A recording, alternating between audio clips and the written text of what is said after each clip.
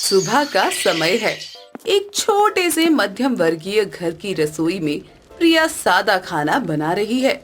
उसके चेहरे पर खुशी और संतुष्टि के भाव है। वो मस्ती से गुनगुना रही है। अरे वाह, आज फिर से रोटी और प्याज का स्वाद लेंगे। वाह, क्या बात है। इससे ज्यादा खुशी की बात क्या हो सकती है। मेरी नानी कहती थी कि सादा खाना दिल को शुद्ध रखता है। संतोष देवी रसोई में आती है और प्रिया को रोटी प्याज बनाते हुए देखकर उनके चेहरे पर गुस्से के भाव आ जाते हैं। वो अपना सिर पकड़कर निराशा से बैठ जाती हैं। अरे बाप रे बाप, ये क्या मुसीबत है यहाँ। बहू, तुम रोज रोज यही रोटी प्याज क्यों बनाती हो? अरे यार, हद होती है।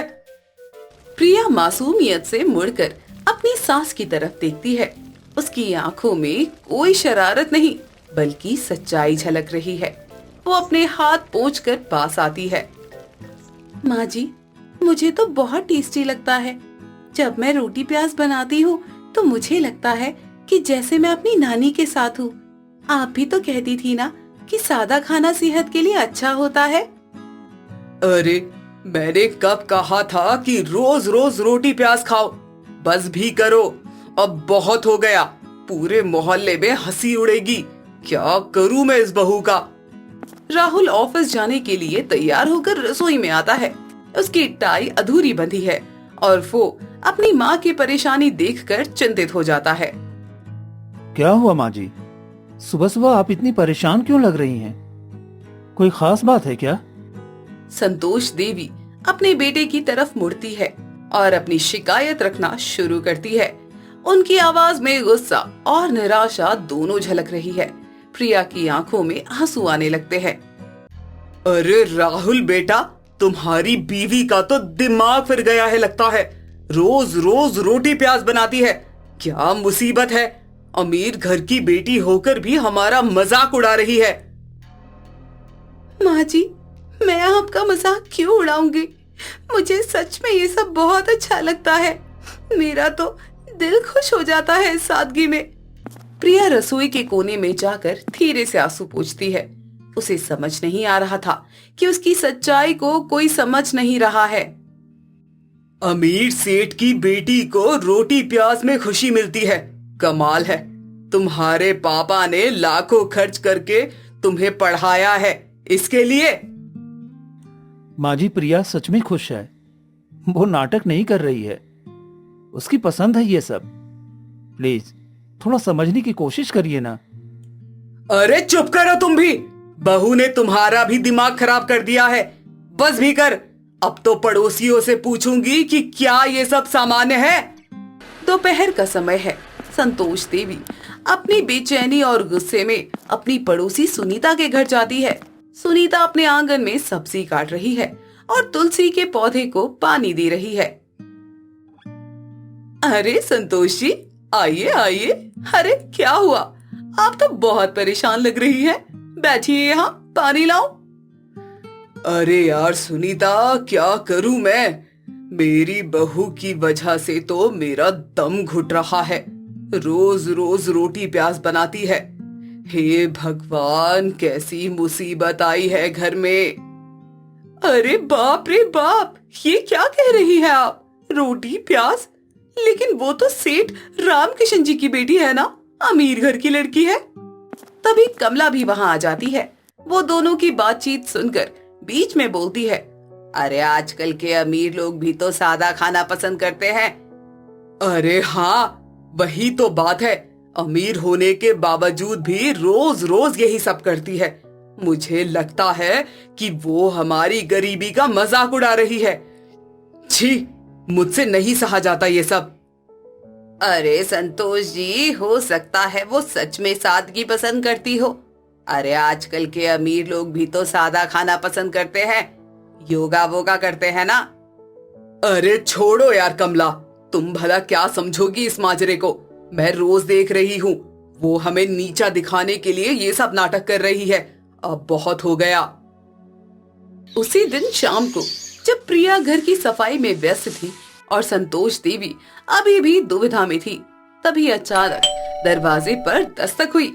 सेठ रामकिशन अपनी बेटी से मिलने आए हैं। बेटी प्रिया, कैसी है तू? पापा जी आए हैं तुमसे मिलने। सब ठीक तो है ना? अरे वाह पापा जी, आप आ गए, बहुत अच्छा लगा। बैठिए ना, पानी लाती हूँ। आज तो मेरा दिन बन गया। संतोष देवी भी सेठ जी को देख कर आती हैं। वो उनका सम्मान करती है, लेकिन उनके मन में अभी भी गुस्सा है। सेठ जी एक सुंदर सा गिफ्ट बैग लेकर आए हैं। बेटी प्रिया, ये देख, तेरे लिए कुछ नए गहने लाया हूँ। बहुत सुंदर हैं। जरा पहन के देख तो। पापा जी बहुत प्यारे हैं, लेकिन मुझे इनकी जरूरत नहीं है। आप वापस ले जाइए। मुझे यहाँ बहुत खुशी मिल रही है। मेरे पास सब कुछ है। वाह, क्या बात है। सेठ जी के गहने भी नहीं चाहिए? तौबा तौबा, इतनी सादगी है बहू में। अगली सुबह संतोष देवी बाजार जाने के लिए जल्दी से तैयार हो जाती हैं। उन्हें प्रिया के व्यवहार के बारे में और पता करना है। बाजार में वो देखती हैं कि प्रिया कुछ गरीब बच्चों के साथ बात कर रही है। दीदी, आपका बहुत बहुत धन्यवाद। हमारी स्कूल की फीस भर दी आपने। अब हम पढ़ सकेंगे। हमारे पापा जी नहीं हैं और मम्मी बीमार है। दीदी, आप तो फरिश्ता हैं। हमारे लिए किताब और कपड़े भी लाए। भगवान करे आप हमेशा खुश रहे। हमारा सपना है कि एक दिन हम भी बड़े होकर दूसरों की मदद करेंगे। अरे नहीं बच्चों, ये तो मेरा फर्ज है। तुम लोग अच्छे से पढ़ना और बड़े होकर कुछ बनना, बस यही मेरी खुशी है। मैं हर महीने तुम्हारी मदद करूंगी। संतोष देवी छुपकर ये सब देख रही है। उन्हें धीरे धीरे समझ आने लगता है कि प्रिया का असली स्वभाव क्या है। उनका दिल भारी हो रहा है। हे भगवान, मैंने अपनी आंखों पर अहंकार का पर्दा डाल लिया। मेरी बहू तो सच्चे मोती जैसी है और उसे कंकड़ समझती रही मैं। क्या करूं अब मैं इस गलती का। घर वापस आकर संतोष देवी दुकानदार से प्रिया के बारे में पूछती है। रात को वो अपने बिस्तर पर करवटें बदलती रहती हैं। प्रिया की मासूम आंखें और उसकी सच्चाई उन्हें बार बार याद आ रही हैं। अरे संतोष जी, आपकी बहू तो बहुत अच्छी है। हर महीने गरीब बच्चों की फीस भरती है। कहती है कि ये उसकी खुशी है। ऐसे नेक दिल लड़की कम ही मिलते हैं। अगले दिन शाम को प्रिया घर आती है। संतोष देवी उसे देखकर शर्मिंदा महसूस करती है और हिम्मत जुटाकर उसके पास जाती है। प्रिया बेटी, जरा इधर तो आना। मुझे तुमसे कुछ जरूरी बात कहनी है। क्या हुआ माँ जी? आप रो क्यों रही है? कोई तकलीफ है क्या? बेटी, मुझसे बहुत बड़ी गलती हो गई है। मैंने तुम्हें गलत समझा। मुझे माफ कर दो। मैंने तुम्हें बाजार में बच्चों की मदद करते देखा। तुम अपनी सारी दौलत उनकी शिक्षा पर खर्च कर रही हो। माँ जी, जब मैं रोटी प्याज बनाती हूँ तो मुझे लगता है जैसे मैं अपनी नानी के साथ हूँ। वो हमेशा कहती थी कि सादा खाना दिल को शुद्ध रखता है, और जब मैं उन बच्चों की मदद करती हूँ तो मेरा दिल खुश हो जाता है। ये मेरी खुशी है। बेटी, तुम तो हीरा हो, हीरा। मैंने ही तुम्हें पहचाना नहीं था। आज मुझे एहसास हुआ है कि तुमने घर में सिर्फ खुशी ही नहीं बल्कि संस्कार भी भरे हैं। तुम हमारी गुरु हो, गुरु। तभी राहुल भी ऑफिस से घर आ जाता है और वो अपनी माँ और पत्नी को गले मिलते देख और रोते देखकर बहुत खुश हो जाता है। कुछ दिनों के बाद सेठ रामकिशन फिर आते हैं। अरे वाह, आज तो घर का माहौल बहुत अच्छा लग रहा है। प्रिया, तुमने ही सिखाया है कि असली अमीरी दिल की अमीरी में है। बेटी प्रिया, आज मुझे एहसास हुआ कि मैंने तुझे पैसा दिया था, लेकिन तूने मुझे जिंदगी का असली मतलब सिखाया है। तू मेरी बेटी नहीं, मेरी गुरु है। मैं भी तेरे साथ इन बच्चों की मदद करूंगा। अनिल और गीता भी घर आकर प्रिया से मिलते हैं। पूरा परिवार एक साथ बैठकर सादा खाना खाता है।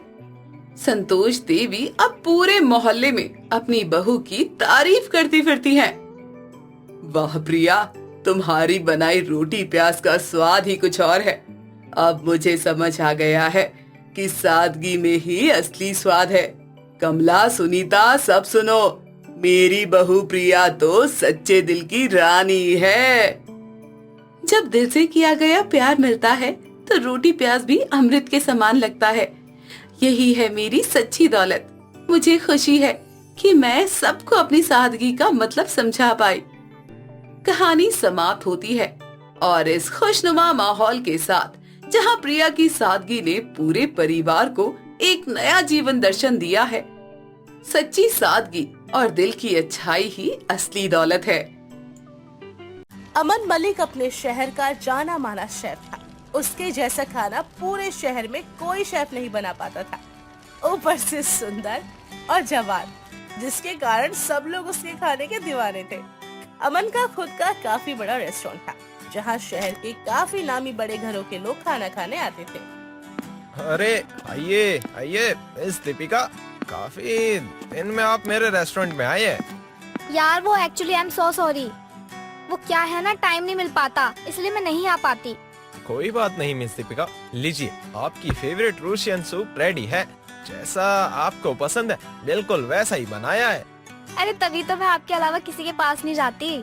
आपके हाथों में ना कुछ अलग ही बात है, और वैसे स्वाद ना किसी के भी हाथ में नहीं है, समझे मिस्टर अमन। ये तो बस आप सबका प्यार है। आप तो जानती हैं कि मुझे आप सबके लिए न्यू न्यू डिशेस बनाना कितना पसंद है। मुझे लगता है कि हर किसी को बड़ा ही क्लासी और अपडेटेड रहना चाहिए खाने के मामले में, इसलिए मैं अपडेटेड कर देता हूँ सबको। Yes, you are right mister Aman, ये बात तो है, आपकी खुद की पसंद इतनी क्लासी है। वो तो है। अमन को हर चीज क्लासी और मॉडर्न चाहिए थी, इसलिए ही तो वो अपने लिए खुद काफी मॉडर्न बहू ढूंढ रहा था, और इसके साथ साथ उसका ये फैंसी रेस्टोरेंट जो संभाल सके। अच्छा दीदी, आपका एक ही बेटा है ना? जी हाँ, एक बेटा है मेरा जिसका नाम अमन है, और 2 जुड़वा बेटी है। मैं सोच रही थी कि अपने बेटे की शादी करवा दूं, और वो भी ना एक सुंदर और सुशील लड़की से। और अगर ऐसा हो जाए ना तो बस मैं तो गंगा नहाया हूँ। हाँ हाँ, अमन की मम्मी मिल जाएगी। शहर में तुम्हारे बेटे को कौन नहीं जानता, कितना नाम है तुम्हारे बेटे का शहर में। अरे हर बड़ा आदमी तुम्हारे बेटे के रेस्टोरेंट में खाना खाने जाता है। जी हाँ, मैं अपने बेटे के लिए ना ऐसे ही लड़की ढूंढ रही हूँ जो काफी डाउन टू अर्थ हो और पढ़ी लिखी भी हो, गवार ना हो, और हाँ अगर गांव से भी होगी ना तो भी चलेगी।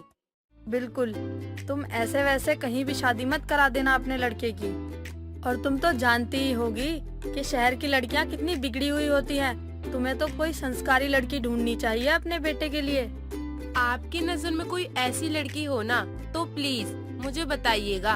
हाँ हाँ, मैं आपको जरूर बताऊंगी। अब मैं चलती हूँ। अमन भाई, लाइफ हो तो तेरे जैसी, वरना सबकी तो झंडी है। वैसे भी देख, तू अपने माँ बाप का इकलौता बेटा है, इतना पैसा है तेरे पास, गाड़ी बंगला सब कुछ है, और तेरे पापा मल्टीनेशनल कंपनी में काम करते हैं। पैसों की तो बारिश होती है तेरे घर में, और तू दिखता इतना स्मार्ट है। मुझे तो लगता है ना भाई, तेरी लाइफ में जो भी आएगी ना भाई किस्मत वाली होगी, ना उसे टेंशन होगी ना तुझे। अरे साथ पुश्ते बैठ के खाएंगी तुम्हारी। इसलिए तो मैं चाहता हूँ मेरी होने वाली वाइफ जो हो वो मेरी ही तरह मॉडर्न हो और क्लासिक हो, मेरी तरह बिल्कुल मैच की। अरे वो तो तुझे मिलेगी ही। अमन का स्टेटस जिस तरह का था वो चाहता था उसकी वाइफ भी उसी तरह की मिले। हालांकि उसकी फैमिली में उसकी माँ और पिता की सोच बिल्कुल भी ऐसी नहीं थी। अमन, यह मैं क्या सुन रहा हूँ? तुमने रेस्टोरेंट में काम कर रहे रोहिणी को निकाल क्यों दिया आखिर? अरे पापा, उसे इंग्लिश बोलने भी नहीं आती ठीक से। जब देखो तब गवार की तरह सबसे बात करती थी, ना कपड़े पहनने का ढंग था ना उठने बैठने का, इसलिए निकाल दिया मैंने उसे। लेकिन बेटा, वो हमारे यहाँ पे कितने सालों से काम कर रही थी, और उसे कितना अच्छा अच्छा खाना भी बनाने आता था, और तूने बस इस वजह से उसे निकाल दिया कि वो गवार थी। बेटा, आज के टाइम में ऐसा कौन करता है भला? क्या अब भी ना माँ? भैया, माँ सही कह रही हैं, आपको ऐसा नहीं करना चाहिए था, आप उसे काम पर बुला लीजिए। मैंने कहा ना, मेरे रेस्टोरेंट में ऐसी लड़की मुझे नहीं चाहिए जो गवार की तरह बर्ताव करती हो, और मैं उसे वापस काम पर नहीं रखने वाला हूँ, समझे? ये क्या गवार गवार लगा के रखा है बेटा? हाँ, तुम्हारी नजर में हर दूसरी लड़की गवारी होती है क्या? अरे तुम्हें 2-4 इंग्लिश के वर्ड क्या बोलने आ गए? तुम खुद को मॉडर्न समझ रहे हो और दूसरों को गवार। अमन बेटा, ऐसा बर्ताव ठीक नहीं है, सुन लो मेरी बात। माँ, हमें उन्हीं लोगों के साथ उठना बैठना चाहिए जो हमारे क्लास के हों, समझे? और इसलिए मुझे इस टॉपिक पे कोई आर्गुमेंट नहीं करना। अमन बेटा, मेरी बात सुनो। ये लड़का भी ना कुछ नहीं सुनता। अमन न अपनी माँ की सुनकर न ही अपने पिता की, उठकर अंदर चला जाता है। अमन का ऐसा बर्ताव बिल्कुल भी सही नहीं है। वह हर किसी को सिर्फ पैसों की और क्लास की नजर से ही देखता है। कल तो वह मुझे अपने फ्रेंड के ग्रुप की लड़कियों से मिलवा रहा था, जिन्होंने कपड़ों के नाम पर सिर्फ तौलिया लपेटा हुआ था, और तो और हाथ में शराब और सिगरेट पकड़े हुए थी सबके सब। पापा, हमें ऐसी लड़कियों को अपने घर की बहू नहीं बनाना और ना ही भाई की शादी करनी है जो मॉडर्न होने के नाम पर अश्लील हरकतें करे। बेटा, मुझे तो खुद ऐसी बहू चाहिए जो हमारी भारतीय संस्कृति को भी जानती हो और आज के युग में घर चलाना भी जानती हो। लेकिन पापा, भैया तो हमारे पीछे ही पड़ गए हैं। उन्हें तो मॉडर्न वाइफ ही चाहिए जो उनके काम में हाथ बटा सके। मैं तुम्हारी बात को समझ रहा हूँ। जब तक अमन स्कूल में था तब तक वह ऐसा नहीं था, लेकिन कॉलेज में ये मॉडर्न लोगों के साथ उठना बैठना जब से उसका हुआ है, उसकी वजह से वो अब अजीब सा हो गया है उनके सामने। इसलिए उसने खुद को भी बदल लिया है और वह अब चाहता है कि उसकी बहू भी वैसी ही हो जैसा वो है। पापा, मॉडर्न होने का मतलब ये नहीं कि इंसान घमंडी हो जाए। हमारे घर में ऐसी लड़की की कोई जरूरत नहीं है। इससे तो अच्छा ये होगा कि अमन भैया शादी ही ना करें। अगर तुम लोगों की यही राय है तो मैं तुम लोगों के साथ हूँ। तुम लोगों को जिन लड़कियों के साथ भी अमन की शादी करानी है तुम लोग करवा सकते हो। थैंक यू सो मच पापा। अमन के लिए सब घर वाले अब देसी लड़की ढूंढने में लग जाते हैं। अमन को रोज उसके परिवार वाले किसी न किसी लड़की से मिलवाते रहते। अमन, यहाँ आना। Yes mom.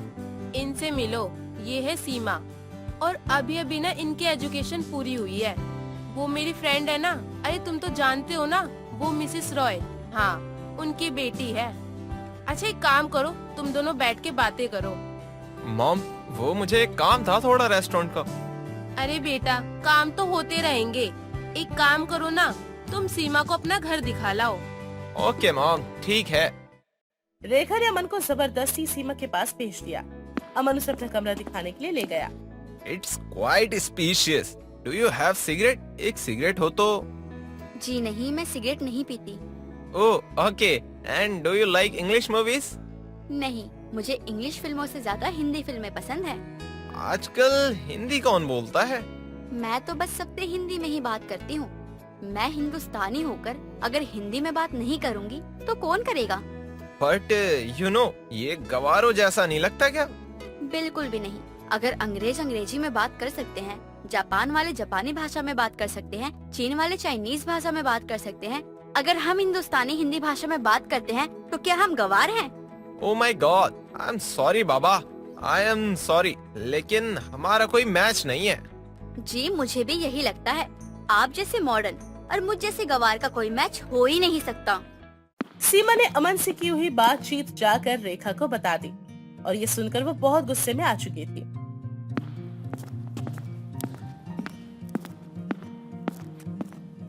इस अमन को क्या हो गया है? आखिर क्यों ये ऐसा बर्ताव करता है? मैंने इसको इतनी अच्छी अच्छी लड़कियों से मिलवाया, लेकिन पता नहीं क्यों सबको रिजेक्ट कर देता है। क्या प्रॉब्लम है अमन की? तुम समझ नहीं रही हो रेखा, हमारे बेटे को ऐसी लड़की पसंद ही नहीं है, फिर भी तुम आए दिन उसे ऐसी लड़कियों से मिलवा रही हो। ऐसी लड़कियों से आपका क्या मतलब है? आपको पता है जितनी लड़कियों से मैंने इसे मिलवाया है ना, वो सभी बड़े खानदानी घर से हैं। ना जाने अब मैं अमन को कैसे समझाऊं। यह अमन की माँ आग बबूला हो रही थी अमन की हरकतों से। वहीं दूसरी तरफ अजय अमन की शादी धोखे से उसके दोस्त की बेटी से करवा देता है, जिससे शायद अब घर में गृह युद्ध हो सकता था। आप लोगों ने धोखे से मेरी शादी कर दी, ये आप लोगों ने अच्छा नहीं किया। हाँ बेटा, मैंने अपनी पसंद की लड़की से तेरी शादी की है, जो एक अच्छे परिवार से आती है। मुझे आशीर्वाद दीजिए मम्मी जी, पापा जी। जुग जुग जियो बेटा और सदा सुहागन रहो बेटा। जुग जुग जियो और सदा सुहागन रहो बेटा। इसके पहनावे से लग रहा है कि इसका कोई क्लास ही नहीं है। मैं इस शादी को कैसे स्वीकार कर लूं माँ? अमन बेटा, अब से ये तुम्हारी पत्नी है। और तुम्हें इसको इसी रूप में स्वीकार करना पड़ेगा।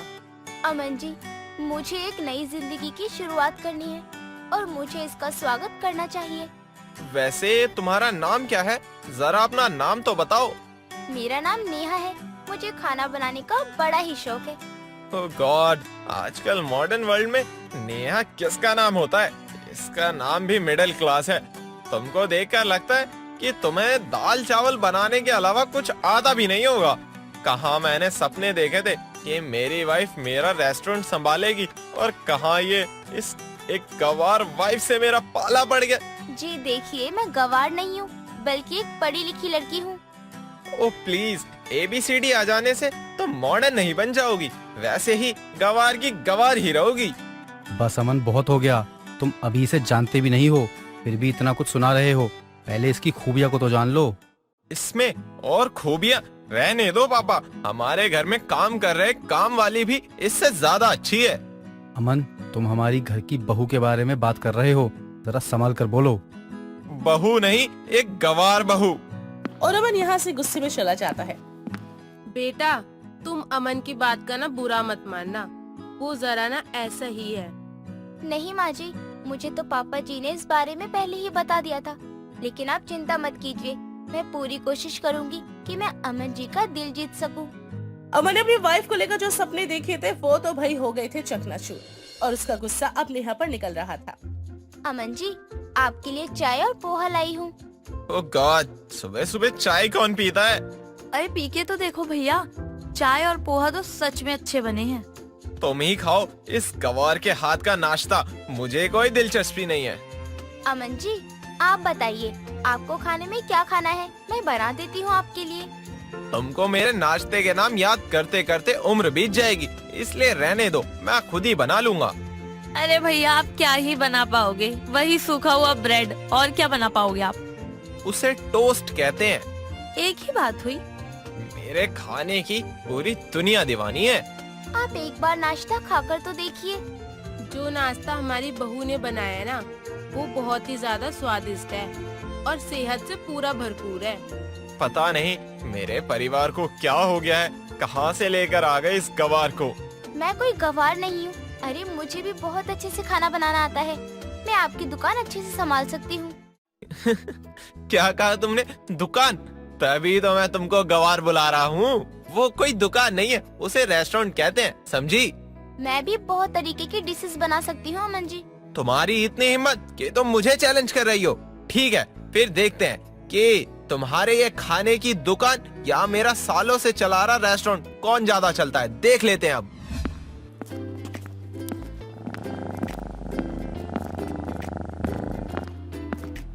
अरे वाह, क्या टेस्ट है। अरे दीपिका जी, आप वहाँ क्या देख रही हैं? आइए, मेरा रेस्टोरेंट इधर है। मुझे ना वो देसी खाना बहुत ज्यादा पसंद आ रहा है।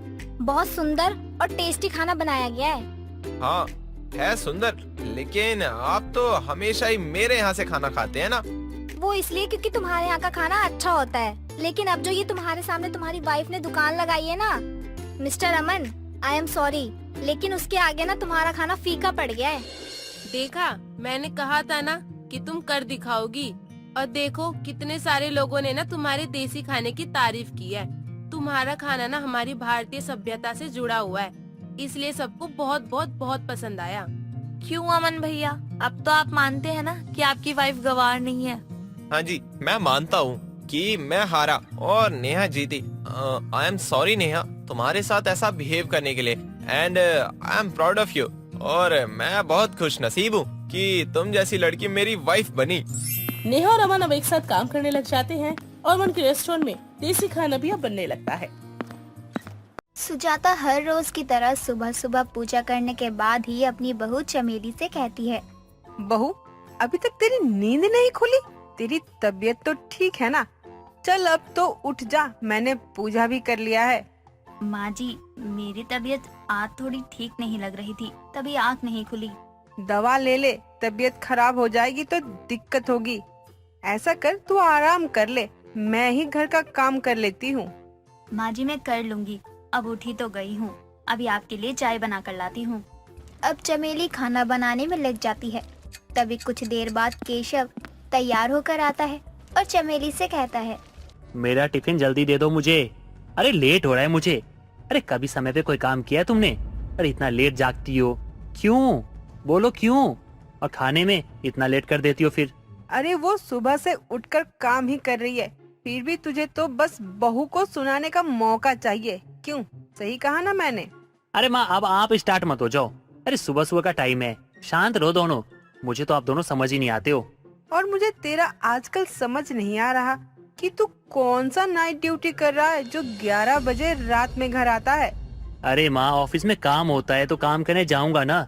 अब क्या चाहती हो, आप ऑफिस में जाके काम भी ना करूं? हाँ हाँ, क्यों नहीं। आज तक ऐसा ऑफिस नहीं देखा है मैंने जहाँ रात के 10 बजे छुट्टी दी जाती है। केशव कुछ दिनों से रोज घर लेट आता था और जब भी सुजाता या फिर चमेली केशव से उसके लेट आने की वजह पूछते तो वो ऑफिस के काम का बहाना बना देता।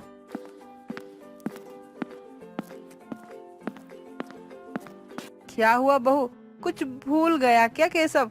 रुक, मैं आवाज लगाती हूँ। नहीं नहीं माँ जी, कुछ भूले नहीं है, लेकिन मुझे कुछ समझ नहीं आ रहा कि आखिर मेरी जिंदगी में चल क्या रहा है।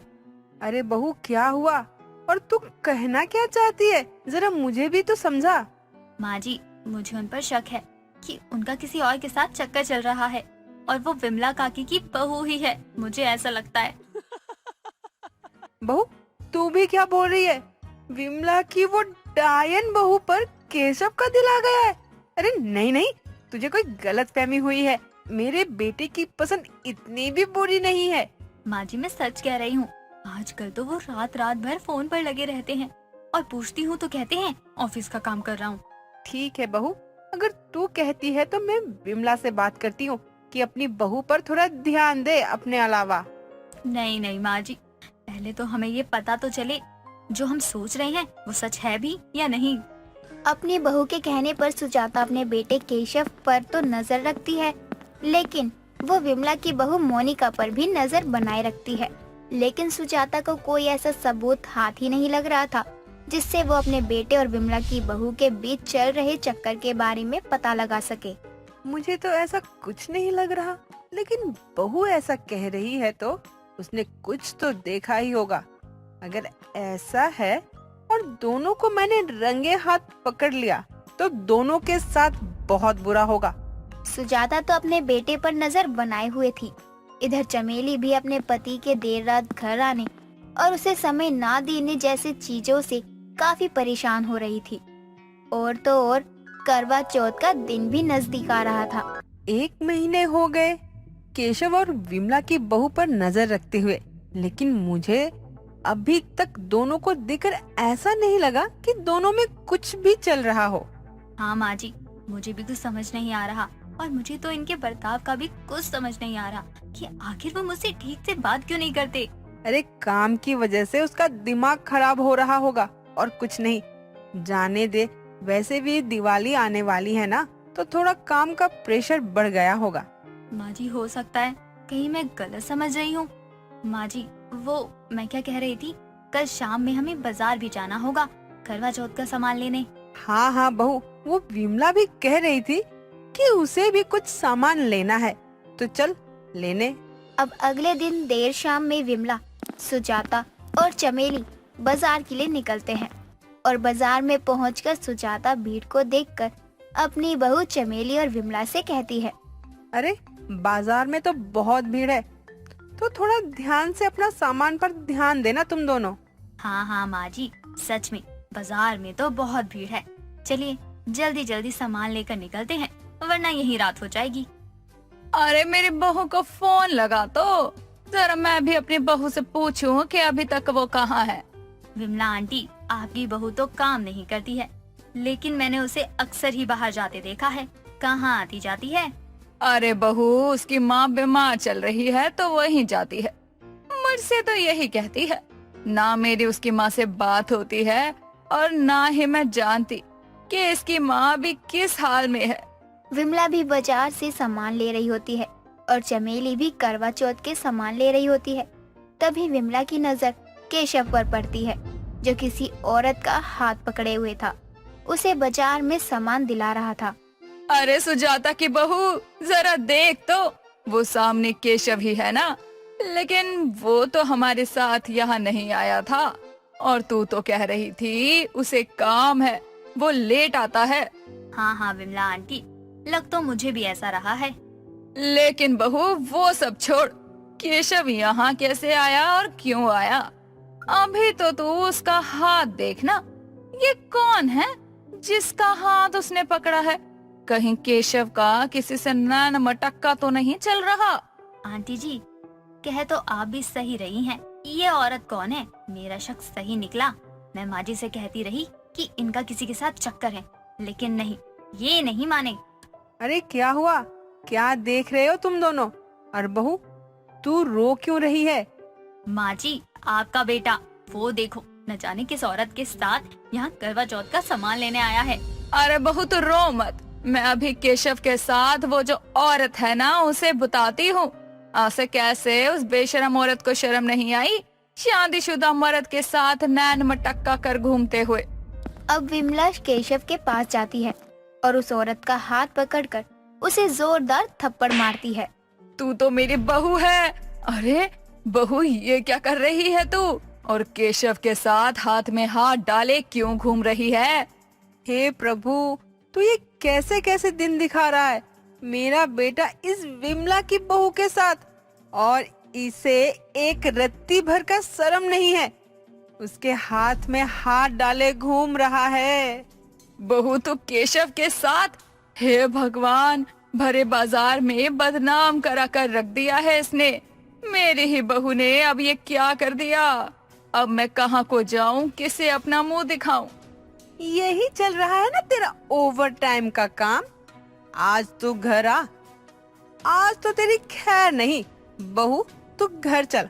और इस निकम्मे के लिए तूने व्रत भी क्यों रखा है? माँ जी, आपने ही तो कहा था व्रत रख ले। मैं तो सुबह ही खाने बैठी थी ना, मेरी तो जिंदगी बर्बाद हो गई। सुजाता अपनी बहू को लेकर और विमला अपनी भी बहू को लिए घर पहुँचती है। कुछ देर बाद ही केशव भी घर आता है। बहू, तेरे लिए खाना बना दिया है, जा जाकर खा ले। जब इसे पड़ोस की दाल इतनी पसंद आ रही है तो वहीं जाए। हाँ माँ जी, मैं भी अब इनके लिए व्रत नहीं रखूंगी। इस आदमी ने मेरी जिंदगी बर्बाद कर दी। मैं तो अब इसकी पत्नी कहलाने के लायक नहीं रही। माँ, मेरी बात तो सुनो। माँ, मेरी कोई गलती नहीं है माँ। माँ, वही विमला काकी की बहू मेरे पीछे लगी थी माँ। मैं तो उससे परेशान हो गया था और हाँ बोल दिया। अरे रे रे मेरा बेटा, तू इतना भी सुंदर नहीं है जो तेरे पास 2 बच्चों की माँ खुद चलकर आए और बोले कि आप मुझे पसंद हो। मैं तेरी माँ हूँ माँ, मुझे मत सिखा कि तू कितने पानी में है। चमेली, मत खाओ खाना। चांद कुछ ही समय बाद ना निकल जाएगा। मैं कभी मोनिका की तरफ देखूंगा भी नहीं। प्लीज। नहीं नहीं, मैं कैसे मान लूं कि तुम उस डायन के पास नहीं जाओगे? क्यों? आपसे जल्दी घर आ जाया करूंगा और कहीं नहीं जाऊंगा। जो आप लोग बोलोगे मैं वही करूंगा। बस मुझे घर से मत निकालो। केशव को समझ आ जाता है कि उसका परिवार ही उसके लिए सब कुछ है और वह विमला की बहू का पीछा भी छोड़ देता है अपनी बेइज्जती होने के बाद।